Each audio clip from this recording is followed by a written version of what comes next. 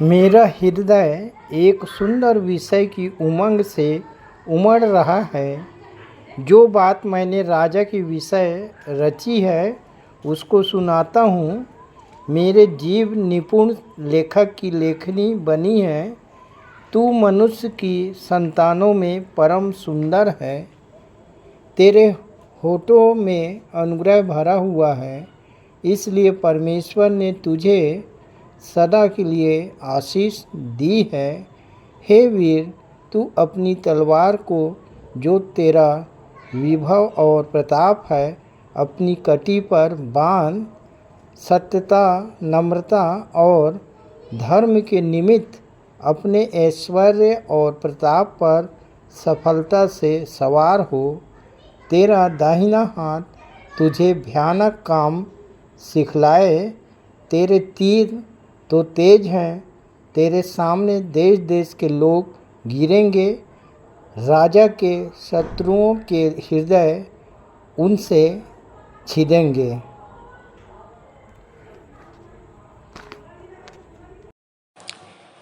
मैं मुख्य आचार्य R.K. सोनवानी आप सभी को जय मसीह की। आज की ऑनलाइन रविवारी आराधना परमेश्वर पिता, परमेश्वर पुत्र और पवित्र आत्मा के नाम से प्रारंभ करते हैं।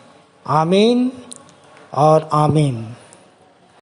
मुख्य आराधना के प्रारंभ में हम एक गीत गा लेंगे। स्तुति के गीत से 4 नंबर, तेरे सम्मुख शीश नवाते हे जग के करतार।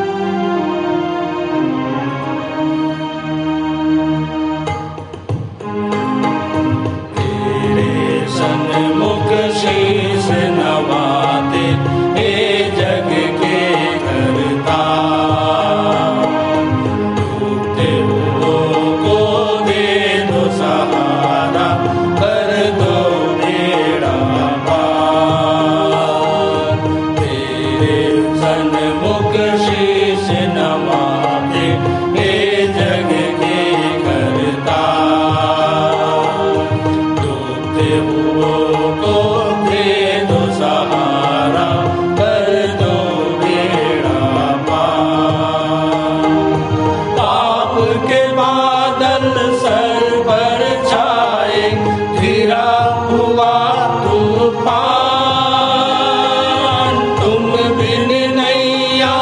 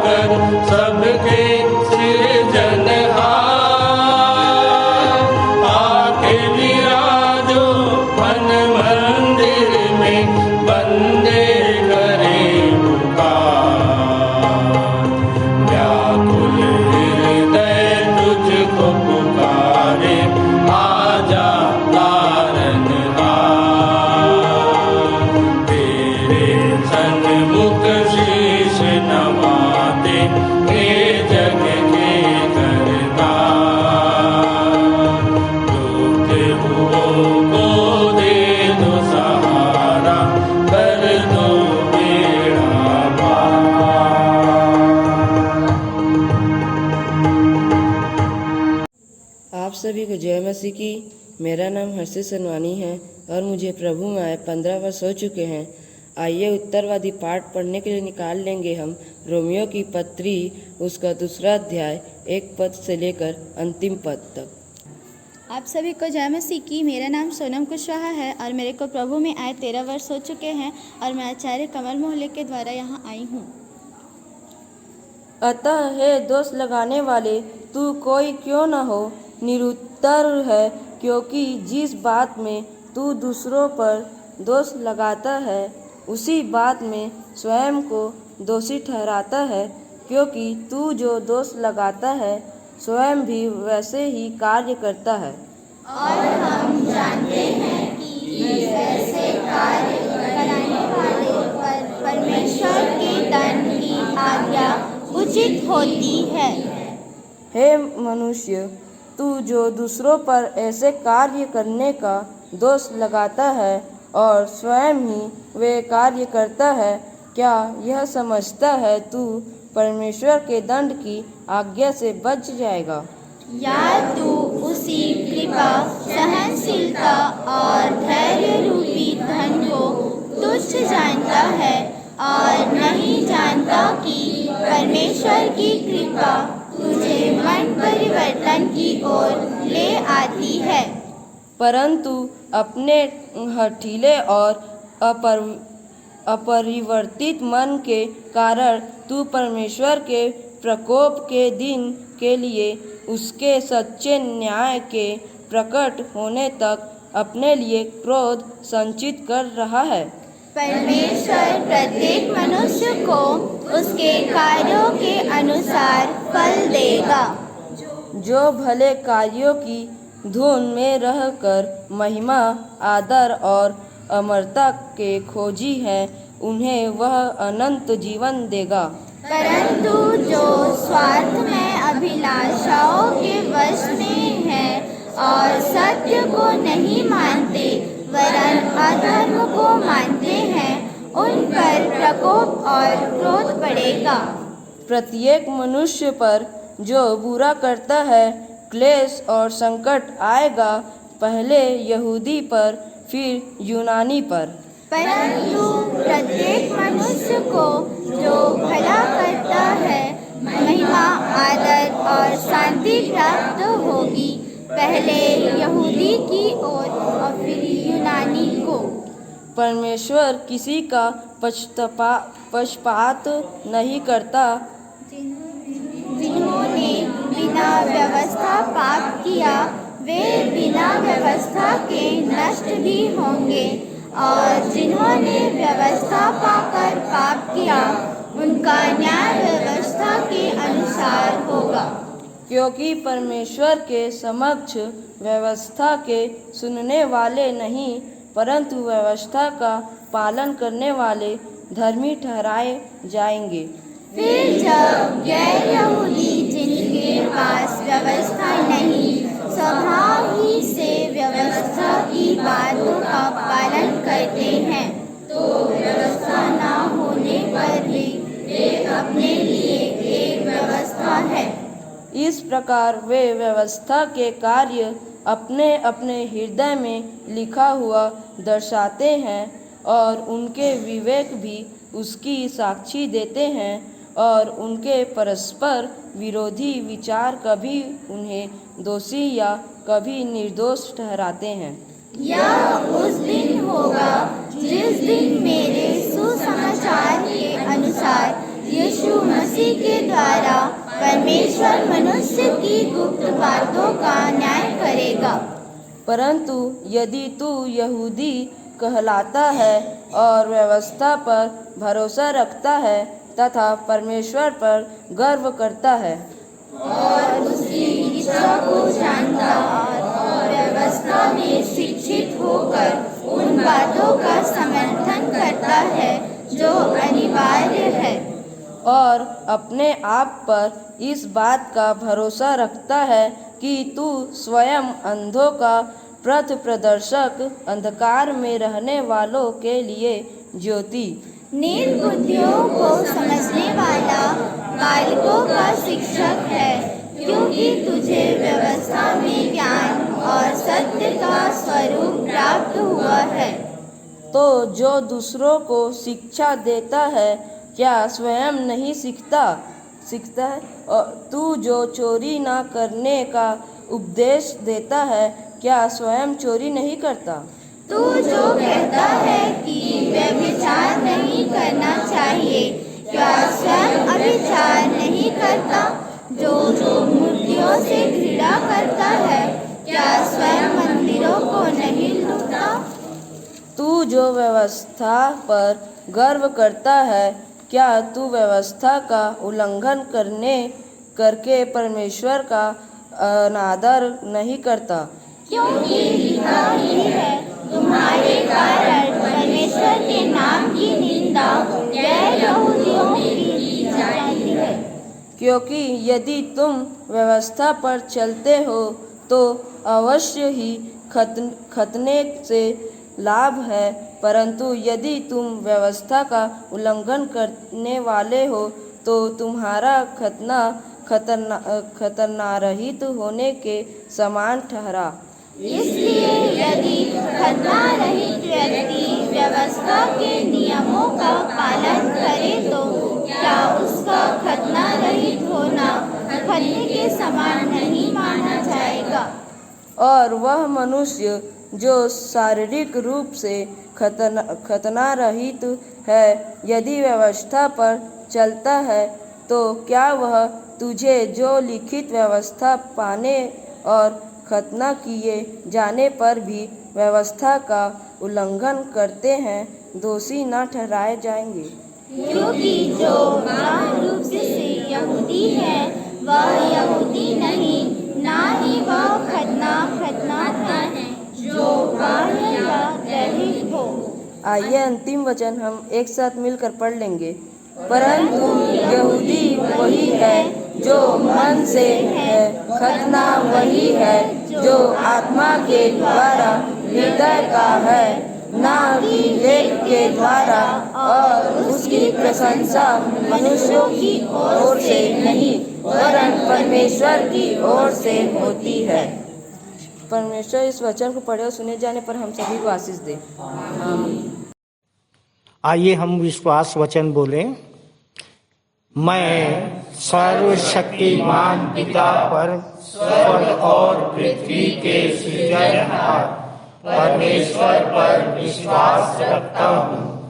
मैं उसके एकलौते पुत्र हमारे प्रभु यीशु मसीह पर जो पवित्र आत्मा के सामर्थ के द्वारा कुमारी मरियम से जन्मा, जिसने पोंतियुस पिलातुस के राज्य में दुख उठाया, जो क्रूस पर टांगा गया और मारा गया, जो गाड़ा गया और अदृश्य लोक में पहुंचा और तीसरे दिन मृतकों में से फिर जी उठा, जो स्वर्ग पर चला गया और सर्वशक्तिमान पिता परमेश्वर के दाहिने हाथ विराजमान है और जीवितों और मृतकों का न्याय करने फिर आने वाला है, विश्वास रखता हूँ। मैं पवित्र आत्मा पर, पवित्र सारी कलीसिया पर, संतों की संगति पर, देह के पुनरुत्थान पर, पापों की क्षमा पर और अनंत जीवन पर विश्वास रखता हूँ। आमीन। सबको जय मसीह की। मेरा नाम सुनीता केवट है और मैं जूना बिलासपुर से आती हूँ। सबसे पहले मैं अपने पिता परमेश्वर का धन्यवाद करती हूँ और अपने अगुओं का भी धन्यवाद करती हूँ जिन्होंने मुझे यह सुंदर अवसर दिया। आइए प्रार्थना करें, हाथों को जोड़ें, आँखों को बंद करें और अपना ध्यान पिता परमेश्वर की ओर लगाएं।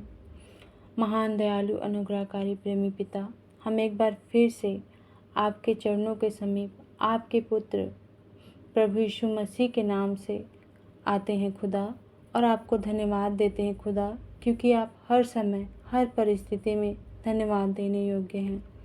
हम धन्यवाद देते हैं पिता कि तूने हमें जीवितों के बीच में रखा और यह सुंदर अवसर प्रदान किया कि इस प्रार्थना के द्वारा हम तुझसे बातचीत कर सकें, क्योंकि तू जीवतों का परमेश्वर है और तूने कहा है जो मुझ पर विश्वास करता है यदि वह मर भी जाए तो भी जिएगा।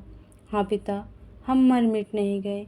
ये तेरी महान दया और करुणा का प्रतिफल है खुदा कि तू हमें क्षमा करता है। हम क्षमा चाहते हैं परमेश्वर कि जाने अनजाने में मन, वचन, कर्म से हमने जो भी पाप, अपराध, गलतियाँ की हैं, इसके लिए तू हमें क्षमा कर और तू हमें हमारे पापों से फेर ले, क्योंकि आपने कहा है जो बार बार डांटे जाने पर भी हट करता है वह अचानक नष्ट हो जाएगा और उसका कोई भी उपाय काम न आएगा। हम धन्यवाद करते हैं परमेश्वर इस अदन शरीखा प्रांगण के लिए, जहाँ हम तेरे दास भक्तों की संगति में तेरी स्तुति, आराधना, महिमा करने पाते हैं। हम धन्यवाद करते हैं परमेश्वर कि बीते समय में आपने VBS के प्रत्येक कार्यक्रम में हमारी सहायता, मदद, अगुवाई की और हर एक काम में हमें आशीषित किया। हम प्रार्थना करते हैं पिता अपने समाज के प्रत्येक सदस्य, पदाधिकारी एवं देश के अगुवे के लिए कि आप सबको ज्ञान, बुद्धि और समझ दे कि वे आत्मा और सच्चाई से तेरी मंडली और देश का संचालन कर सके और हमारे देश में अमन और शांति बनाए रखें और हमारे पड़ोसी राज्यों से हमारे संबंध अच्छे हों खुदा, जिससे युद्ध की स्थिति ना आए। हम प्रार्थना करते हैं पिता कि आप हमें भी ज्ञान, बुद्धि और समझ दे कि हम तेरे वचन की अगुवाई में निरंतर आगे बढ़ते जाएं और तेरे राज्य और महिमा की बढ़ती के लिए सुसंदेश फैला सकें। शैतान की हर प्रकार की युक्तियों से लोभ, क्रोध, मोह, माया, घमंड, दोचित्तापन, डर, ईर्ष्या, व्यभिचार, निराशा, ब्रह्मजाल आदि अनेक प्रकार की बुराइयां हैं खुदा, जिससे तू हमें बचा रख। पिता, हम प्रार्थना करते हैं संचालक जी के लिए, सह संचालकों के लिए, आचार्यों के लिए, प्रत्येक सदस्यों के लिए कि आप उनको अपने आशीषों से माला माल करें ताकि वे आपकी महिमा के लिए अपना संपूर्ण जीवन समर्पित कर सके। हम प्रार्थना करते हैं पिता कि हमारे गीतों का गाया जाना, वचनों का पढ़ा जाना, संदेशों का दिया जाना, प्रभु भोज की ब्यारी का दिया जाना, भेंटों का लिया जाना, प्रार्थनाओं का किया जाना, सब तेरे आत्मा की अगुवाई में हो और तुझे सुखदायी सुगंध के रूप में ग्रहण हो योग्य हो। पूरे संचालन में आप ही अल्फा और ओमेगा हुए। आपकी उपस्थिति चाहते हैं पिता, क्योंकि आपने कहा है जहाँ 2 या 3 मेरे नाम से इकट्ठे होते हैं मैं उनके बीच में उपस्थित होता हूँ। हम प्रार्थना करते हैं पिता अपने पुरनियों की सभा के लिए कि उनके पके बाल हमारे लिए शोभामान मुकुट ठहरे, हमारे जवानों की सभा के लिए कि उनके बल और बुद्धि आपकी महिमा के कार्यों में इस्तेमाल हो सके, हमारे मंदिर में आने वाले प्रत्येक बच्चों के लिए कि आप उन्हें भला चंगा रखें और आशीषित करें ताकि वे बचपन से दाऊद और सामुएल की तरह बढ़ें, क्योंकि तूने कहा है खुदा, मैं अपनी आत्मा सब मनुष्य पर उंडेलूँगा और तुम्हारे बेटे और तुम्हारी बेटियां भविष्यवाणी करेंगे और तुम्हारे जवान दर्शन देखेंगे और तुम्हारे पुरनिये स्वप्न देखेंगे। होने दो खुदा अपने नाम की महिमा हमारे जीवन में कि आपके वचन अनुसार हमारे जीवन में हो। हम प्रार्थना करते हैं पिता संडे स्कूल के टीचरों के लिए, आप उन्हें अपने दर्शनों और प्रकाशनों से भरें और अपने आशीषों से माला माल करें कि वे तेरे छोटे झुंडों को चरा सके और बच्चों में वो बीज डाल सके जो आपने दिया है, ताकि वे बच्चे बढ़कर जीवनदायी वृक्ष बने कि लोगों को उनके द्वारा जीवन का सुसमाचार मिले, क्योंकि आपने कहा है खुदा, आज्ञा तो दीपक है और शिक्षा ज्योति और सिखाने वाले की डांट जीवन का मार्ग। हम प्रार्थना करते हैं पिता मंदिर के सभी सदस्यों के लिए, प्रत्येक नए विश्वासी भाई बहनों के लिए, उनके जीवन में जैसी भी समस्या हो खुदा, चाहे वो समाज के रूप में हो या परिवार के रूप में हो या आर्थिक समस्या हो खुदा, धन संपत्ति से समस्या हो खुदा, या शरीर में जो भी रोग, बीमारी, चिंता, परेशानी है, आप हमसे भली भांति जानते हैं खुदा, उनकी सारी समस्याएं प्रभु यीशु नासरी के नाम से दूर हो। और हम एक विशेष प्रार्थना करते हैं पिता, उन लोगों के लिए जिन्होंने VBS के प्रत्येक कार्यक्रम में अपने तन मन धन से सेवकाई की है। उनको आपकी ओर से मजदूरी मिले खुदा, आप उन्हें आशीषों से भरें और उनके जीवन में किसी भी प्रकार की भली वस्तु की घटी ना हो खुदा। और आगे के VBS के संचालन में परमेश्वर बच्चों के प्रत्येक कार्यक्रम में आपकी आशीष को चाहते हैं खुदा, कि आपकी अगुवाई में पूरा संचालन हो सके खुदा। हम आगे के आराधना के संचालन को भी आपके सर्व सामर्थी हाथों में सौंपते हैं खुदा, और धन्यवाद करते हैं पिता कि आपने हमारी प्रार्थना को सुना। और पिता, इस प्रार्थना में आपकी इच्छा को चाहते हैं पिता, और इस छोटी सी प्रार्थना को आपके पुत्र प्रभु यीशु मसीह के नाम से मांगते हैं। सुनिए और दया से कबूल कीजिए। आमीन। सबको जय मसीह की।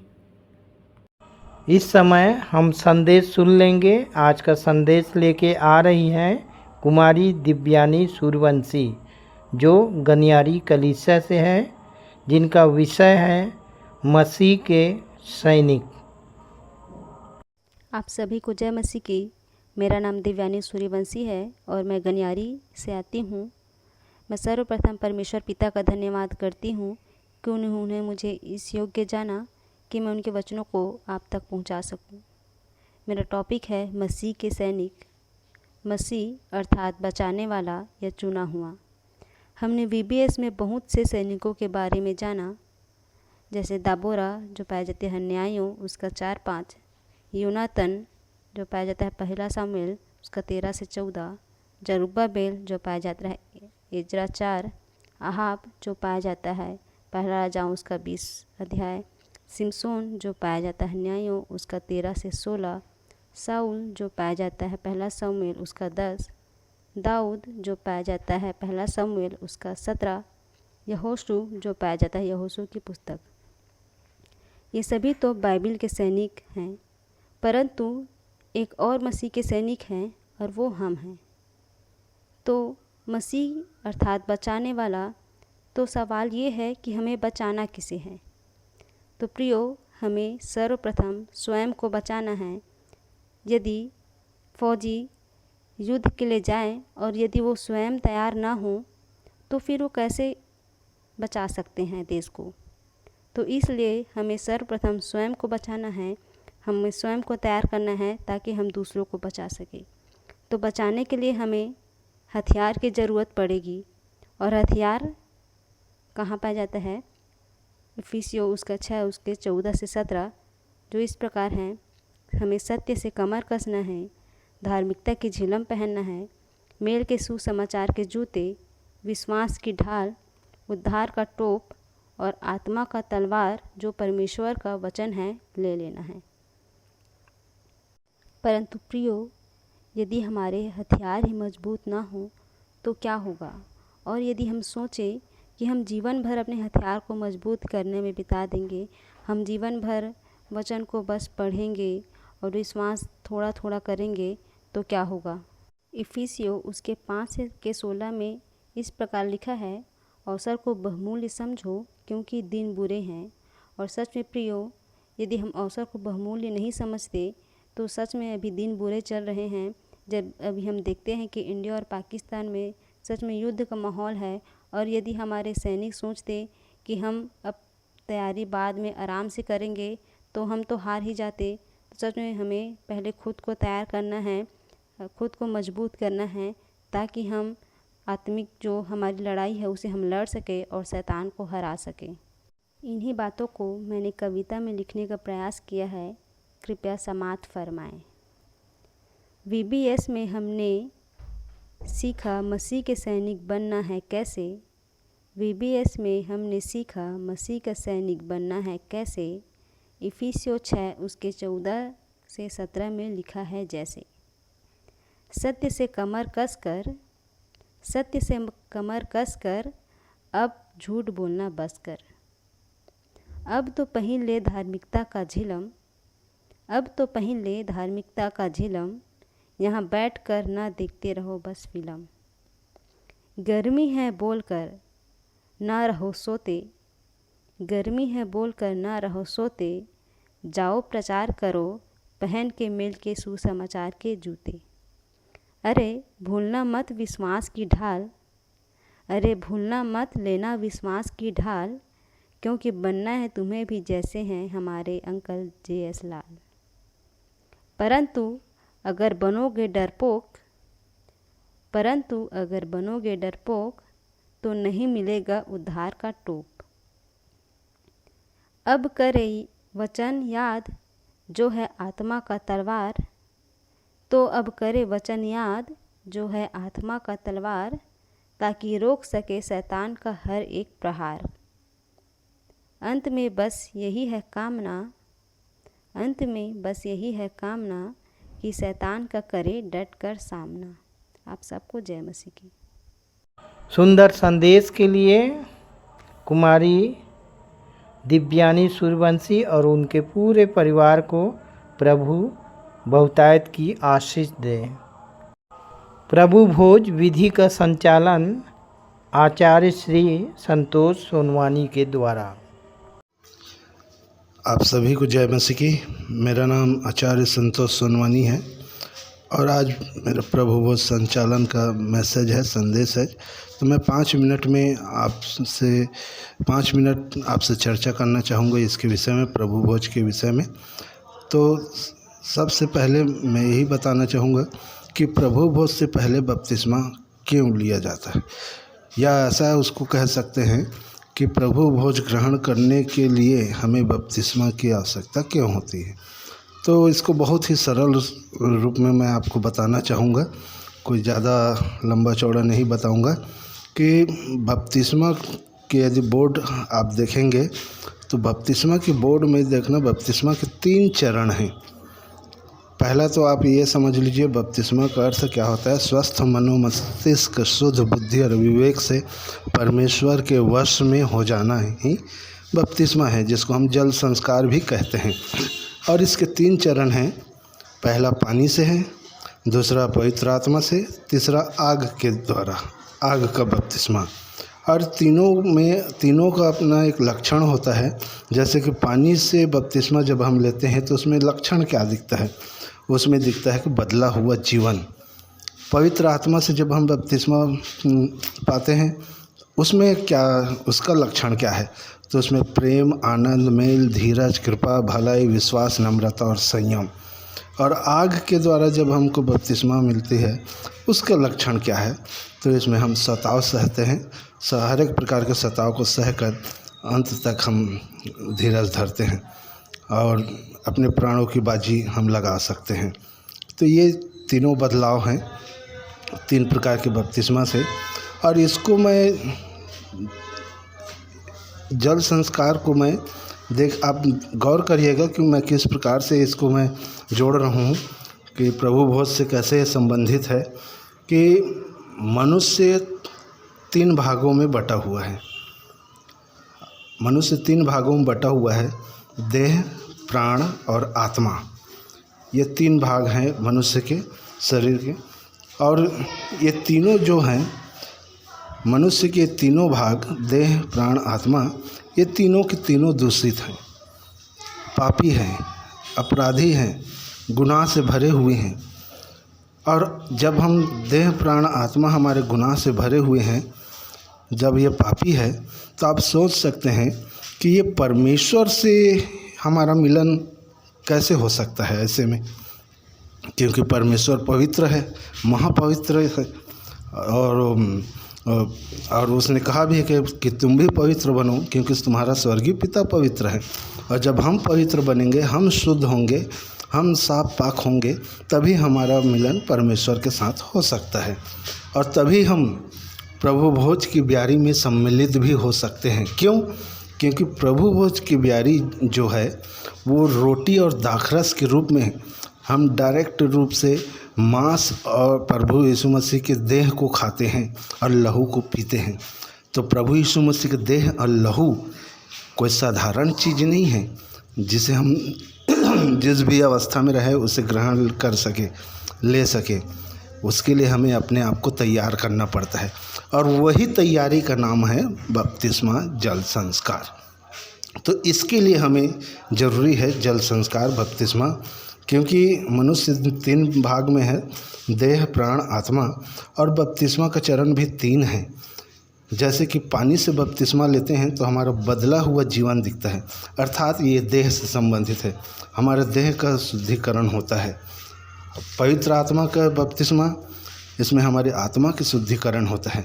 हमारे अंदर जो भी बुरे विचार, लोभ, मोह, डाह, ईर्ष्या, बैर, दोचित्तापन, घमंड, ये सारी चीज़ें जो पाई जाती है, निराशा, इससे शुद्धिकरण हो करके हमारे अंदर प्रेम, आनंद, मेल, धीरज, कृपा, भलाई, विश्वास, नम्रता और संयम आता है।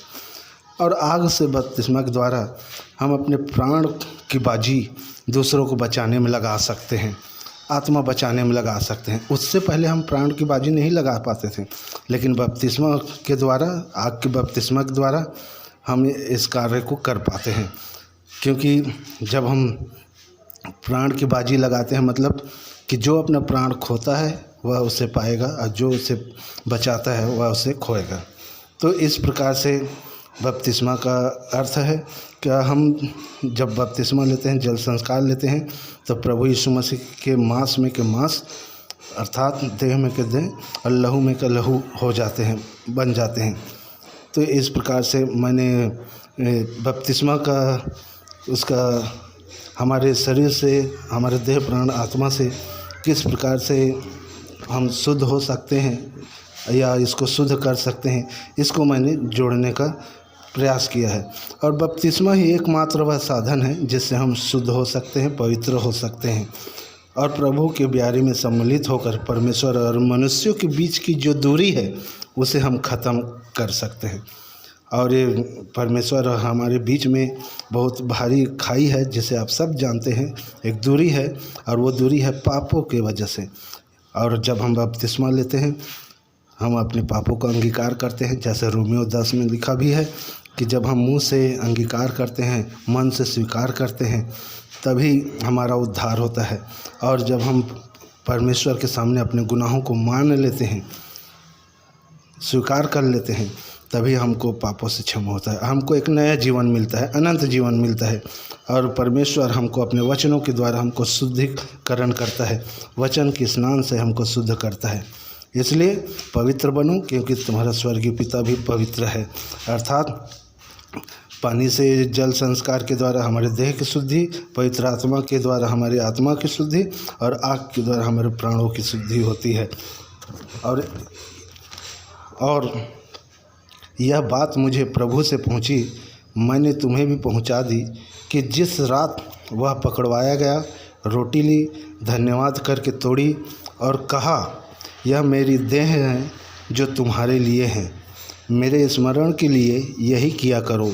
इसी प्रकार उसने ब्यारी के पीछे कटोरा भी लिया और कहा, यह कटोरा मेरे लहू में नई वाचा है, जब कभी पियो तो मेरे स्मरण के लिए यही किया करो।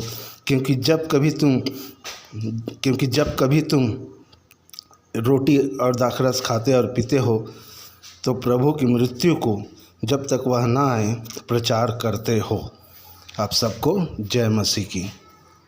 प्रभु भोज की विधि पर सुंदर टिप्पणी के लिए आचार्य संतोष सोनवानी और उनके पूरे परिवार को प्रभु बहुतायत की आशीष दे। आइए अपनी अपनी भेंटों एवं धन्यवादी भेंटों को देने के द्वारा परमेश्वर की महिमा करें। इस समय गीत गा लेंगे हमन गाना गावो से 58 नंबर, प्रभु का धन्यवाद करूँगा। तत्पश्चात भेंट की प्रार्थना करने में अगुवाई करेंगी कुमारी निक्की सूर्यवंशी। स्टार्ट। 1 2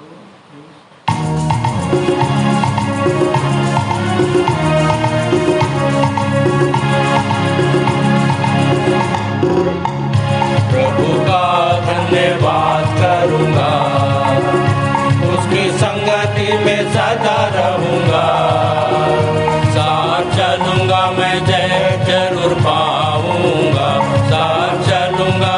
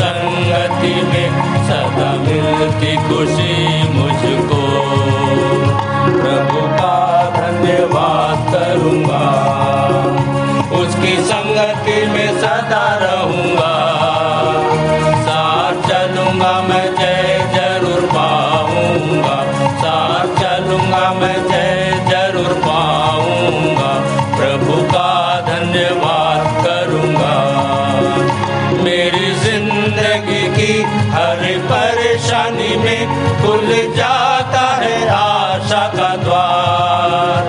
मेरी जिंदगी की हर परेशानी में खुल जाता है आशा का द्वार।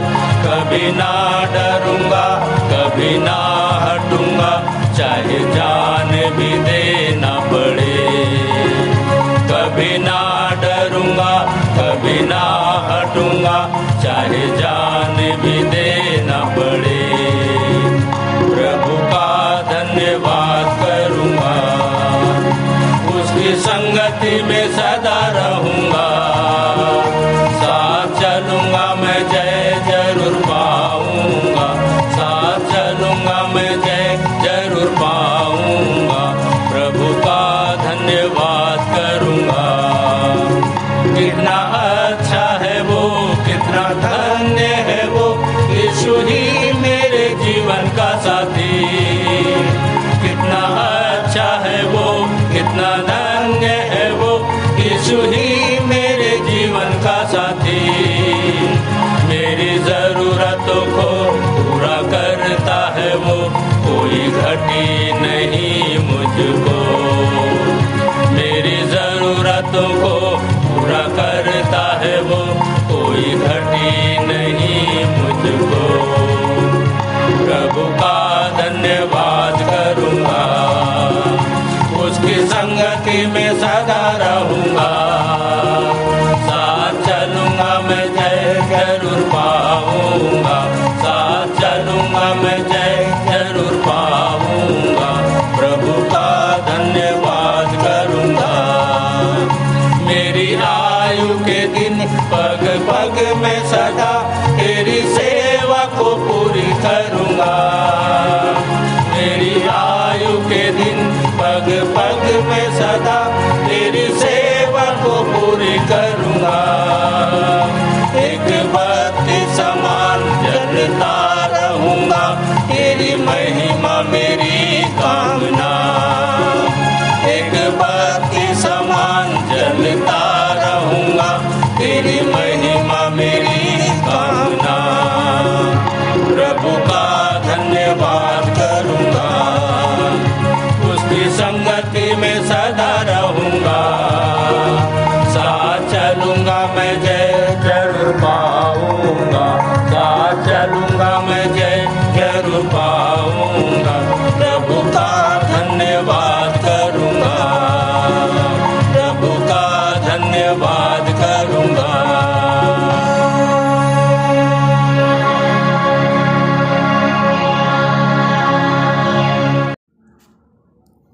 आप सभी को जय मसीह की। मेरा नाम निक्की सूर्यवंशी है और मैं मन की आनंद खमतराई कलेश्वर से आती हूँ और मुझे प्रभु में आए 2 वर्ष हो चुके हैं।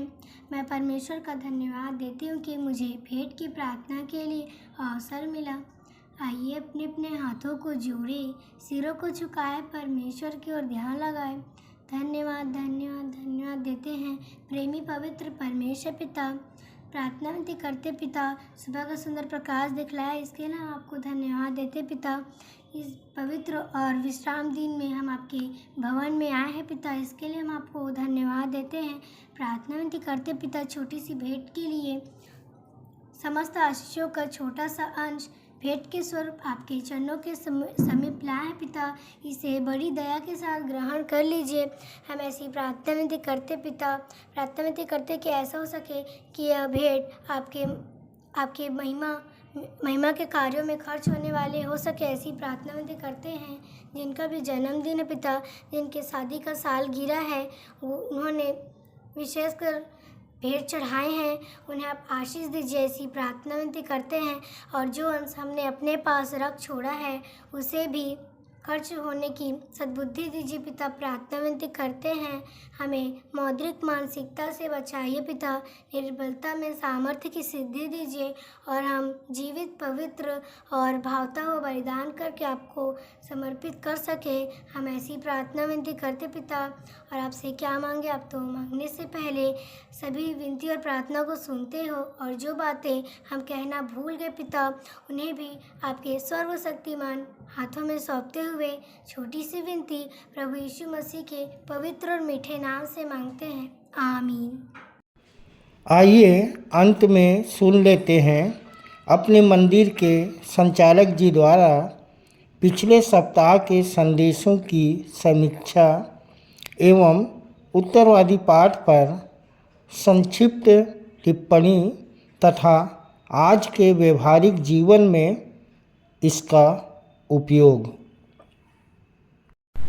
प्रभु यीशु मसीह के मधुर मीठे नाम में फिर से आप सबको जय मसीह की। परमेश्वर का धन्यवाद हो कि जीवन के इस मुकाम पड़ाव क्षण तक मैं और आप सब सुरक्षित पाए जाते हैं और उसके वचन में मनन करके हम अपने अनंत जीवन को संवार सकते हैं। तो प्रियो, आज का जो मनन के लिए पाठ है वो उत्तरवादी पाठ है, रोमियो 2:1-29। और इसके पहले कि इस पर हम चर्चा करें, मैं चाहता हूं कि एक अध्याय 2:1-7 पद, और मैं आपके सामने मीडियन बाइबल से पढ़ रहा हूं।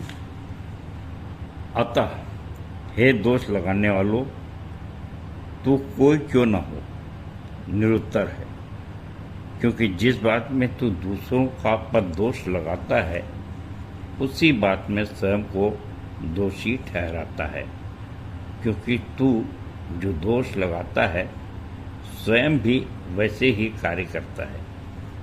और हम जानते हैं कि ऐसे कार्य करने वालों पर परमेश्वर के दंड की आज्ञा उचित ही होती है। हे मनुष्य, तू जो दूसरों पर ऐसे कार्य करने का दोष लगाता है और स्वयं ही वे कार्य करता है, क्या यह समझता है तू परमेश्वर के दंड की आज्ञा से बच जाएगा? या तू उसकी कृपा, सहनशीलता और धैर्य रूपी धन को तुच्छ जानता है और नहीं जानता कि परमेश्वर की कृपा तुझे मन परिवर्तन की ओर ले आती है, परंतु अपने हठीले और अपरिवर्तित मन के कारण तू परमेश्वर के प्रकोप के दिन के लिए उसके सच्चे न्याय के प्रकट होने तक अपने लिए क्रोध संचित कर रहा है। प्रत्येक मनुष्य जो उसके कार्यों के अनुसार प्रत्येक मनुष्य को उसके कार्यों के अनुसार फल देगा। जो भले कार्यों की धुन में रहकर महिमा, आदर और अमरता के खोजी हैं, उन्हें वह अनंत जीवन देगा। सुप्रियो, इस अध्याय में रोमियो 2 का आपके सामने 1 से 7 आयतें पढ़ी हुई, और मैं इस पर विचार करने लगा कि यदि यीशु मसीह का आगमन आज ही हो जाए तो क्या हम न्याय के लिए तैयार हैं, या क्या मैं न्याय के लिए तैयार हूँ? और इससे डरना भी एक दोषीतापन है। सो क्यों ना हम ऐसे कार्य करें या बाइबिल की ऐसी स्टडी करें और फिर उसका आचरण भी वैसा ही करें कि हम 100% बल्कि 101% निश्चित रहे, निश्चित कर लें कि हम न्याय के दिन में हम पर क्या कौन सी हमको सज़ा मिल सकती है, या कोई हमको कौन सा पुरस्कार मिल सकता है।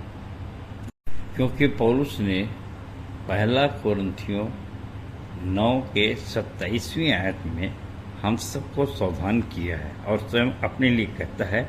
मैं आपके सामने पढ़ रहा हूँ 1 कोरिन्थियों 9:27 आयत। परंतु मैं अपनी देह को यंत्रणा देकर वश में रखता हूँ, कहीं ऐसा न हो कि मैं औरों को प्रचार करके स्वयं अयोग्य ठहरूं।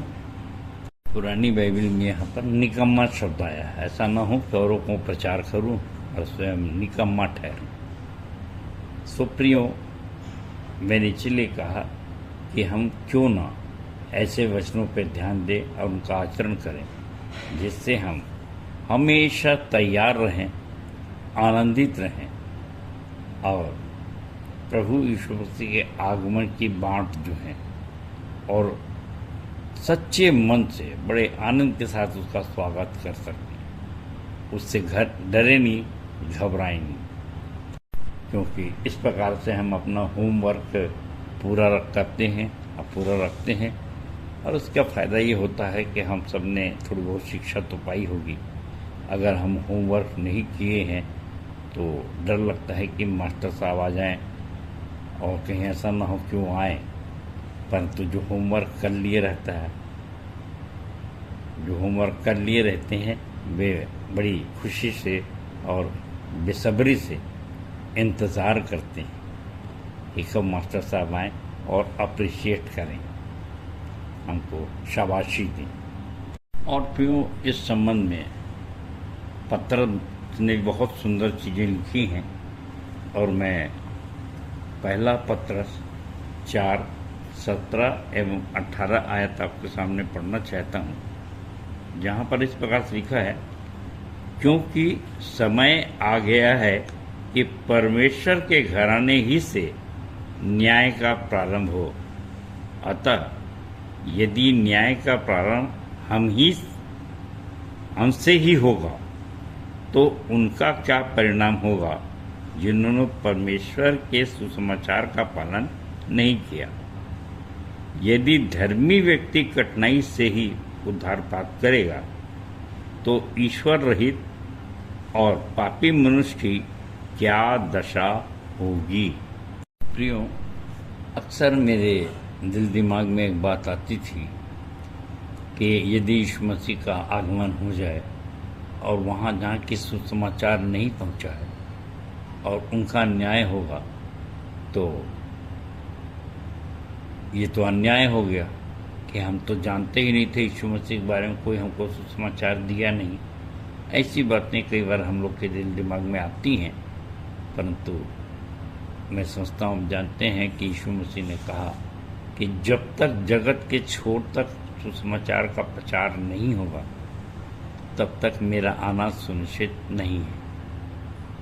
और ये जगत का अंत कब होगा, कब यीशु मसीह का आगमन होगा, इस भेद को सिर्फ परमेश्वर ही जानता है। यीशु मसीह ने कहा मेरे पिता जानता है, मैं भी नहीं जानता। सो प्रियो, ये सुसमाचार का प्रचार पृथ्वी के छोर तक पहुंचाने की जिम्मेदारी जो है वो यीशु मसीह की है और इसलिए उसने हमें मसीहा बना लिया, अपना चेला बना लिया, ताकि हम इसमें उसका सहयोग, भरपूर सहयोग दे सकें। सो हम लोगों को एक बात को विशेष ध्यान रखना चाहिए कि सुसमाचार पृथ्वी की छोर तक पहुंचाने में हमारा क्या सहयोग है। और कई शताब्दी से आप समझ लीजिए कि ये 2025 चल रहा है तो लगभग 20 शताब्दी कह सकते हैं से प्रचार हो रहा है और कितनी पीढ़ियाँ आई और चली गई। और हो सकता है कि योजना ये है कि हो सकता है इसके बाद 200 साल या 500 साल या 1000 साल के बाद यीशु मसीह का आना सुनिश्चित अगर होता है या सुसमाचार पृथ्वी की छोर तक पहुँचने में उतना समय लगता है तो हम चाहे जीवित हैं चाहे मुर्दे हैं पर जगाए जाएंगे। और जो हमको समय दिया गया है कि तुम इस सन में पैदा हुए थे और इस सन में ख़त्म हुए, तुमको मैंने ये उम्र दी, इतना वर्ष आप तुमने गुजारा पृथ्वी पर और इतने सूरज की रोशनी तुमने उगते हुए देखा, इतनी बरसात देखा, इतनी ठंड देखा और इतना अवसर मिला, पर तुमने कितनी आत्मा जीती या सुसमाचार पहुंचाने में क्या सहयोग दिया। तो प्रियो, यदि हम सुसमाचार का प्रचार कर रहे हैं और मत्ती 28-18 का जो आदेश है वो हम पूरा कर रहे हैं तो सुनिश्चित रहिए। और इसलिए जो ये 7वां पद है 7वीं आयत है, रोमियो 2 की 7वीं आयत में पढ़ना चाहूँगा फिर से। जो भले कार्यों की धुन में रहकर महिमा, आदर और अमरता के खोजी हैं, उन्हें वह अनंत जीवन देगा। ये भले कार्य क्या है? यही है उसकी आज्ञा को मानना। इसलिए पौलुस 9वें और 10वीं आयत में कहता है कि यहूदी तो एक मसीहा का इंतज़ार कर रहे हैं और यूनानी ज्ञान की खोज में हैं, और इसलिए 13वां पद पढ़ रहा हूँ, जहाँ ये है कि व्यवस्था मिली तो व्यवस्था के अनुसार न्याय होगा, और यदि व्यवस्था नहीं मिली, अगर कानून नहीं बना, तो कानून के अनुसार फिर न्याय कैसे हो सकता है। इसलिए 13वीं आयत में इस प्रकार से लिखा है, क्योंकि परमेश्वर के समक्ष व्यवस्था के सुनने वाले नहीं, परंतु व्यवस्था का पालन करने वाले धर्मी ठहराए जाएंगे। इसलिए प्रियो, आज बड़ी समस्या ये है कि हम दूसरों को तो उपदेश दे सकते हैं, प्रवचन दे सकते हैं, डरा धमका सकते हैं, और मैंने कौन जाएगा कविता में एक व्यंग भी लिखा है इसी संबंध में, और वो ये है कि हमारे जो धार्मिक अगुवे हैं, उनमें से एक धार्मिक अगुवा कह रहा है, आप उसको पढ़ सकते हैं कि पाप क्षमा, उद्धार और मुक्ति सेतमेत में पा चुका हूँ, बयाने में आत्मा लेकर पहले ही खा चुका हूँ, शेष रहा अनंत जीवन, तो वो तो मेरी मिरास और बपौती है। तो ऐ मेरी माँ, ऐ मेरी बहन, तू भला क्यों रोती है? देख, सबको डरा धमकाकर, आग और गंधक की झील दिखाकर मैं चुपके से लौट आऊँगा, मैं हरगिज नहीं जाऊँगा, मैं हरगिज नहीं जाऊँगा, मैं हरगिज नहीं जाऊँगा। प्रियो, आज्ञा को मानना, सब जाति के लोगों को चेला बनाना, ये काम एक लंबे समय से मैंने देखा जैसे होना चाहिए, नहीं हो पा रहा था। और ऐसा नहीं है कि ये काम मैं अकेला कर रहा हूँ, परंतु बहुत से प्रभु के दास निश्चित रूप से ये काम बड़ी ईमानदारी से कर भी रहे हैं। इसलिए 21वें पद में पौलुस यहाँ समझाना चाह रहा है रोमियो को, जो दूसरों को शिक्षा देता है, क्या स्वयं नहीं सीखता है? तू जो चोरी न करने का उपदेश देता है, क्या स्वयं चोरी नहीं करता? तू जो कहता है कि व्यभिचार नहीं करना चाहिए, क्या स्वयं व्यभिचार नहीं करता? तू जो मूर्तियों से घृणा करता है, क्या स्वयं मंदिरों को नहीं लूटता? जब मैं इस वचन के आईने में अपने आप को देख रहा था, तो निश्चित रूप से मैं कहीं पर भी अपने आप को इससे मैं कहना चाहिए, ऐसा कहूँ कि मैं दोषी नहीं हूँ, नहीं पाता। मैं अपने आप को पापी पाता हूँ कि हाँ, ये वचन मेरे ही लिखा गया है। और मैं आप सबको भी कहना चाहता हूँ कि हम अपने आप को समझ तो सकते हैं कि हम धर्मी हैं, हम ये पाप नहीं करते, परंतु जाने अनजाने में हमसे ये पाप हो जाता है। और इसीलिए आवश्यक है कि निरंतर प्रायश्चित करते रहें, निरंतर प्रार्थना करते रहें, और ये समझ के कि हम तो ये सब पाप करते ही नहीं हैं, कहीं हम घमंड ना करने लगें। कि वचन कहता है कि जितना समझना चाहिए उससे बढ़कर हम अपने आप को न समझें, और जो उससे बढ़कर समझता है वो घमंड करता है, और घमंड से चढ़ी हुई आंखों से परमेश्वर को घृणा है। इसीलिए प्रारंभ में मैंने ये पढ़ा है 1 कुरिन्थियों 9:27 कि ऐसा न हो कि औरों को प्रचार करके खुद निकम्मा ठहरूं। प्रियो, इसके आगे हम संदेश के दूसरे भाग में जा रहे हैं। आइए चलें। हम वचन के दूसरे भाग में हैं, और मैं रोमियो 2 का 23वां पद पढ़ रहा हूँ कि कहाँ हमको घमंड करना है और कहाँ नहीं करना है। तो यहाँ इस प्रकार से लिखा है, तू जो व्यवस्था पर गर्व करता है, क्या तू व्यवस्था का उल्लंघन करके परमेश्वर का अनादर नहीं करता? 24वां पद, क्योंकि लिखा भी है, तुम्हारे कारण परमेश्वर के नाम की निंदा गैर यहूदियों में या अन्य जातियों में की जाती है।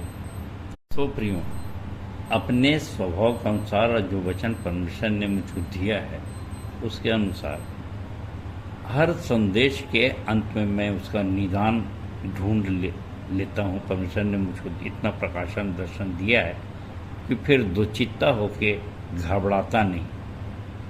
यह है कि घमंड भी नहीं करता, और घमंड नहीं करना मतलब घबराना भी नहीं, और सुनिश्चित नहीं होना, दुचित्ता होना, ये भी एक पाप है। आप सब जानते हैं, क्योंकि दुचित्तों से भी परमेश्वर को घृणा है। तो आइए एक चित बने, और मैं इसके निदान स्वरूप 2 वचन आपके सामने पढ़ रहा हूँ, और इसके लिए बोर्ड नंबर 2 पाप का जो केटीफ है, बोर्ड है, वो सब आप जानते हैं। हमन गाना गावन पुस्तक में हम लोगों ने प्रयास किया है कि हम उलझे न रहें परंतु सुलझ सकें और बड़े आनंद के साथ जीवन व्यतीत कर सकें। तो पहला है रोमियो 13:8 से 10 पद। पारस्परिक प्रेम के अतिरिक्त अन्य किसी विषय में किसी के ऋणी न बनो, क्योंकि जो पड़ोसी से प्रेम करता है उसने व्यवस्था को पूर्ण किया है। इस कारण न तो व्यभिचार करना, न हत्या करना, न चोरी करना, न ही लालच करना, और इनके अतिरिक्त यदि अन्य और कोई आज्ञा हो तो सबका सारांश इस कथन में पाया जाता है, अपने पड़ोसी से अपने समान प्रेम रख। प्रेम पड़ोसी की बुराई नहीं करता, इसलिए प्रेम करना व्यवस्था को पूर्ण करना है। प्रेम करना व्यवस्था को पूर्ण करना है।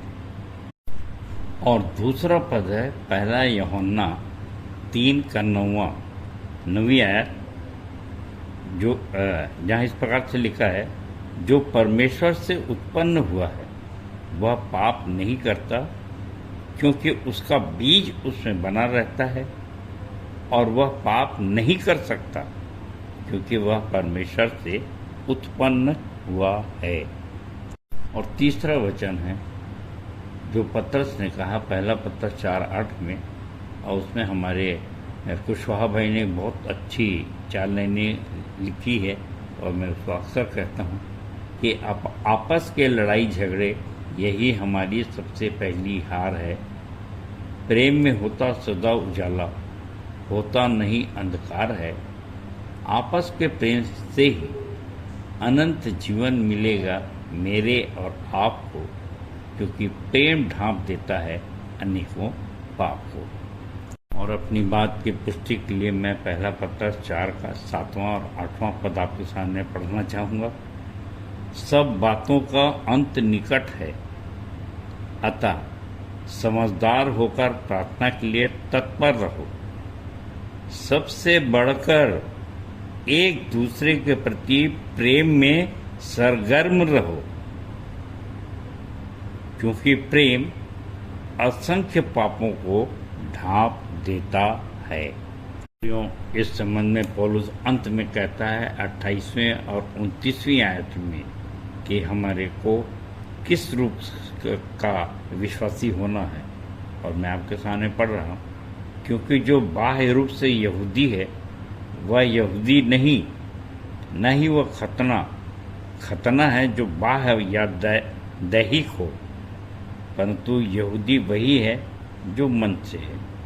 खतना वही है जो आत्मा के द्वारा हृदय का है, न कि लेख के द्वारा, और उसकी प्रशंसा मनुष्यों की ओर से नहीं वरन परमेश्वर की ओर से होती है। सो प्रियो, ये उस समय की बात है जब ये पत्रियाँ लिखी गई, तब वो खतने की प्रथा थी और यहूदी यीशु मसीह अपनी ही कौम को कह रहे हैं। सो आज यदि हम अपने शब्दों में कहें आज के समय में, हम जानते हैं खतने की जगह में बपतिस्मा की विधि है और यहूदी की जगह ईसाई कह सकते हैं। और अगर इसे पर्यायवाची मान के पढ़ा जाए तो यही है कि आज आपने सच्चा बपतिस्मा, सच्चा पश्चाताप लिया है कि नहीं लिया है, और फिर आप सच्चे मसीही या क्रिश्चियन हैं कि नहीं, इस बात को सुनिश्चित करना है। और यदि ऐसा है तो निश्चित रूप से इसकी प्रशंसा परमेश्वर की ओर से होती है। सो अंत में ये कहना चाहूँगा कि हमने देखा निदान के रूप में पौलुस ने कैसे व्यवस्था को पूरी करने के लिए पड़ोसी के प्रेम के विषय में बताया। यूहन्ना ने कहा कि यदि उसका बीज हमारे अंदर है, हम प्रेम कर रहे हैं तो पाप कर ही नहीं सकते। और इसके बाद पतरस ने भी कहा कि प्रेम यदि हम कर रहे हैं तो हमारे अनेकों पाप को वो ढांप देता है। सो प्रियो, प्रभु करे हम ऐसा करें, और कितने आनंद की बात है यदि हम ऐसा करेंगे तो निश्चित रूप से संसार हमारी प्रशंसा करता है या नहीं करता है इसकी चिंता मत करिए, लेकिन परमेश्वर निश्चित रूप से हमारी प्रशंसा करेगा। सो परमेश्वर करे इस छोटे से वचन से मैं और आप प्रेम करना सीख सकें और इस लोक में बहुतायत के जीवन और परलोक में अनंत जीवन प्राप्त कर सकें। परमेश्वर अपने वचन के कहे जाने पर आशीष दे सबको। जय मसीह की, जय मसीह की और जय मसीह की। धन्यवाद। उत्तरवादी पाठ पर सुंदर सारगर्भित एवं व्यवहारिक टिप्पणी के लिए अपने संचालक जी का बहुत बहुत धन्यवाद करते हैं।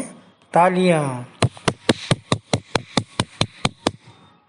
हम अपनी आराधना के अंतिम भाग में हैं। अंतिम गीत गाएंगे स्तुति के गीत से 261 नंबर रहता जीवन। अंतिम प्रार्थना आचार्य पूनम साहू के द्वारा। प्रभु की प्रार्थना और संचालक जी की आशीष से सभा का समापन करेंगे।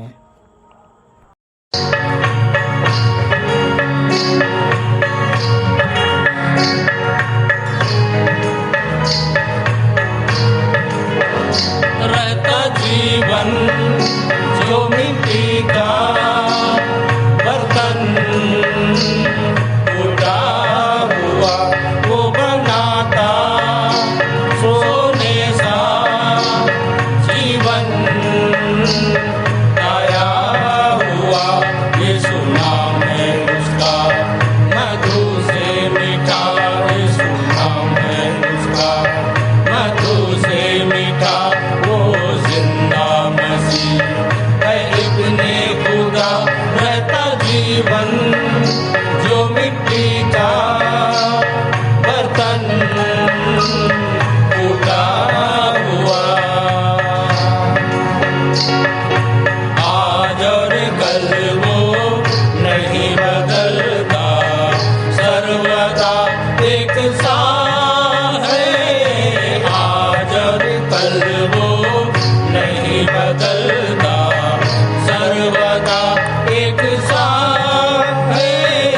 जीवन की सारी निराशाओं को दूर वो करता है। जीवन की सारी निराशाओं को दूर वो करता है। यीशु नाम है उसका मधु से मीठा, यीशु नाम है उसका मधु से मीठा। वो जिंदा मसीह है इब्ने खुदा, रहता जीवन जो मिट्टी का बर्तन टूटा हुआ। सागर से भी गहरा प्यार मसीह का, अंत नहीं उसका है। सागर से भी गहरा प्यार मसीह उसका है जीवन मृत्यु आंधी आई दूर वो करता है जीवन मृत्यु आंधी आई दूर वो करता है यीशु नाम है उसका मधु से मीठा यीशु नाम है उसका मधु से मीठा वो जिंदा मसीह है इब्ने खुदा रहता जीवन जो मिट्टी का बर्तन टूटा हुआ स्वर्ग से भी ऊंचा स्थान है जिसका अंदर ही रहता है स्वर्ग से भी ऊंचा स्थान है जिसका अंदर ही रहता है धर्मी हो पापी हो जैसा भी हो प्रेम वो करता है धर्मी हो पापी हो जैसा भी हो प्रेम वो करता है यीशु नाम है उसका मधु से मीठा यीशु नाम है उसका मधु से मीठा वो जिंदा मसीह है इब्ने खुदा रहता जीवन जो मिट्टी का बर्तन टूटा हुआ वो बनाता सोने सा जीवन गाया हुआ यीशु नाम है उसका मधु से मीठा यीशु नाम है उसका मधु से मीठा वो जिंदा मसीह है इब्ने खुदा रहता जीवन जो मिट्टी का बर्तन टूटा हुआ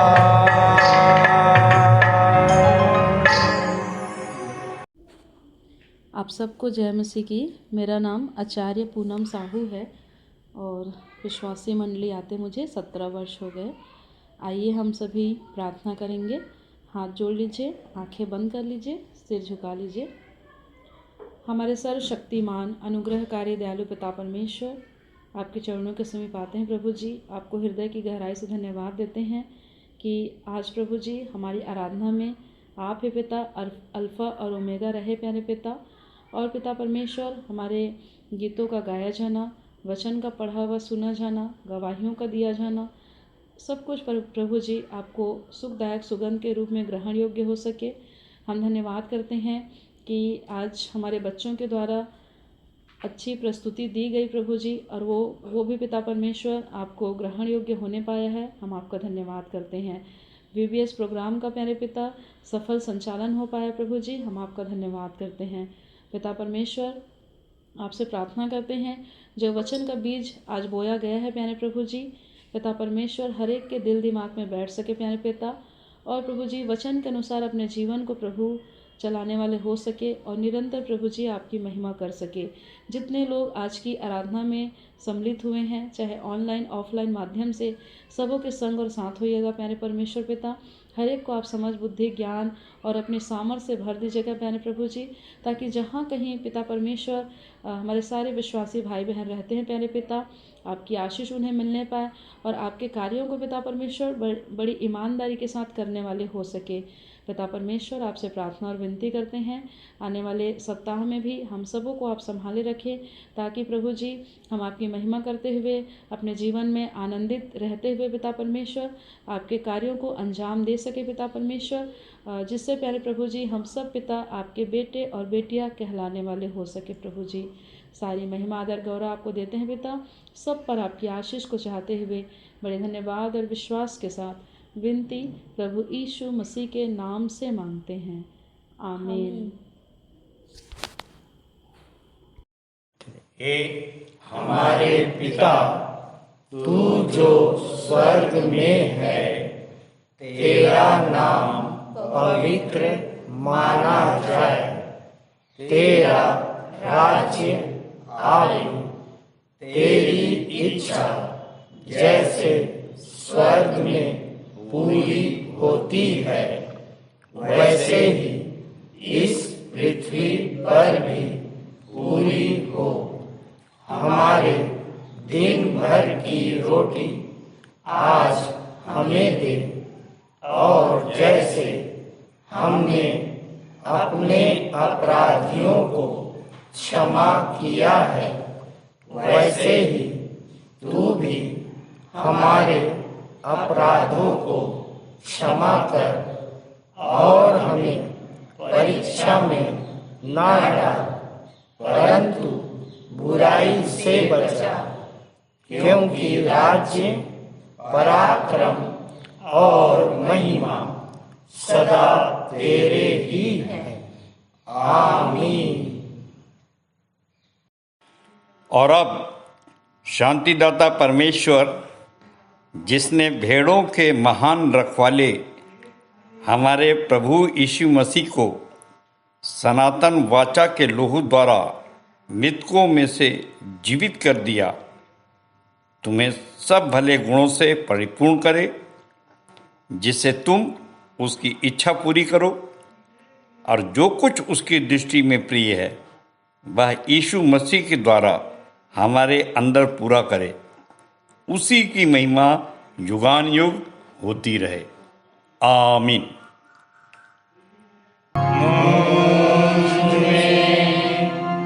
यीशु की शोभा दिखाई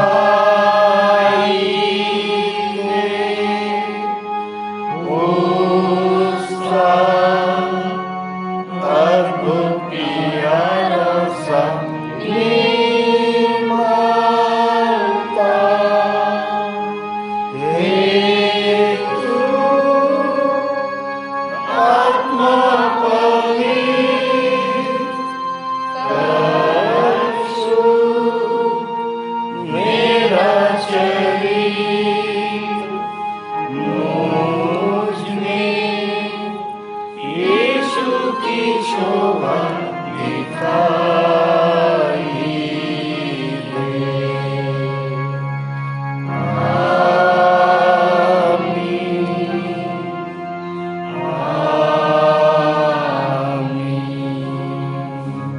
आप सबको जय मसीह की। जय मसीह की।